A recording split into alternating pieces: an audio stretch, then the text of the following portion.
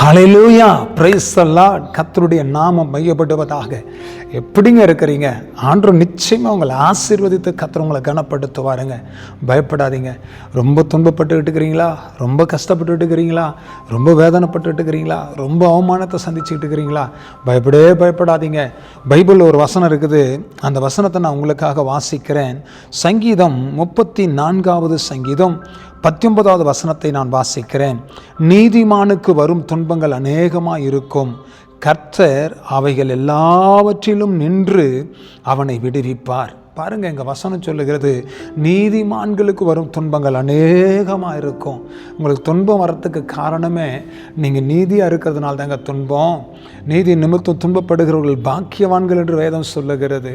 நீங்கள் பாக்கியவானுங்க, நீங்கள் பாக்கியவதிங்க. நீதியினால் வந்திருக்கிற அந்த துன்பத்தை பார்த்து கவலையப்படாதீங்க. இந்த துன்பத்தின் நடுவில் கர்த்தரை ஸ்தோத்திரித்து ஆண்டவரை மையப்படுத்தி கர்த்தரை உயர்த்துங்க. கர்த்தர் பெரிய காரியத்தை செய்வார். ஆனாலும் உங்களுடைய எல்லா துன்பத்திலும் இருந்து கர்த்தர் நிற்பாராம். உங்கள் துன்பத்தில் கர்த்தர் நிற்கணுங்க. அவர் நின்று அவனை விடுவிப்பார் என்று வசனம் சொல்லுகிறது. உங்கள் துன்பத்திலெல்லாம் கர்த்தர் கூட நின்றுட்டுக்கிறாருங்க. பயப்படாதீங்க. துன்பத்தை கண்ட நாட்களுக்கும் உபத்திரவத்தை சகித்த வருஷங்களுக்கும் சரியாய் உங்களை கர்த்தர் மகிழ்ச்சியாக்கி ஆண்டவர் துன்பத்தின் நடுவில் நின்று உங்களை கர்த்தர் விடுதலை தந்து கர்த்தர் உங்களை ஆசீர்வதிப்பார். ஆகையினால துன்பத்தின் நாட்களை பார்த்து கவலைப்படாதீங்க. துன்பத்தின் நடுவில் கர்த்தர் உங்களோடு கூட நின்று கர்த்தர் உங்களுக்கு விடுதலை தருவார். இந்த சனிக்கிழமை அதுதாங்க விடுதலை கூட்டத்தை நாங்கள் வச்சுருக்கிறோம். துன்பத்தின் நடுவில் ஒரு பெரிய விடுதலை கர்த்தர் உங்களுக்கு தருவார். சனிக்கிழமை சாயங்காலம் 5லேருந்து 6 மணி வரைக்கும், 5லேருந்து 8 மணி வரைக்கும் நீங்கள் கூட்டத்தில் வந்து கலந்து கொள்ளுங்க. பெரிய காரியத்தை ஆண்டவர் செய்து முடிப்பார்.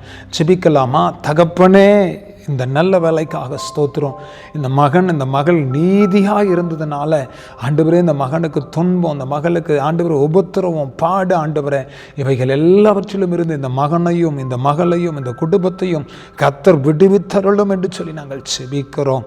ஒரு அற்புதம் நடப்பதாக. ஹல்லேலூயா. ரகனமா சியாந்தரமான ஆசீர்வதித்து கர்த்தர் கனப்படுத்தும். உங்கள் நாமத்தை மையப்படுத்தி கொள்ளும். உங்களுடைய கரத்தில் ஒப்பு கொடுக்கிறோம். இந்த துன்பத்திலிருந்து கர்த்தர் விடுவீங்க. ஹல்லேலூயா. Thank you Lord. நீ நீதியாக நடந்தது எனக்கு தெரியும் மகனே, எனக்கு தெரியும் மகளே. அதனால தான் நீ துன்பப்பட்டு கொண்டிருக்கிற. உன் துன்பத்திலிருந்து கர்த்தர் நானே உன்னை விடுவித்து உன்னை மேன்மைப்படுத்தி உன்னை கனப்படுத்துவேன் என்று கர்த்தர் வாக்கு பண்ணுகிறார்.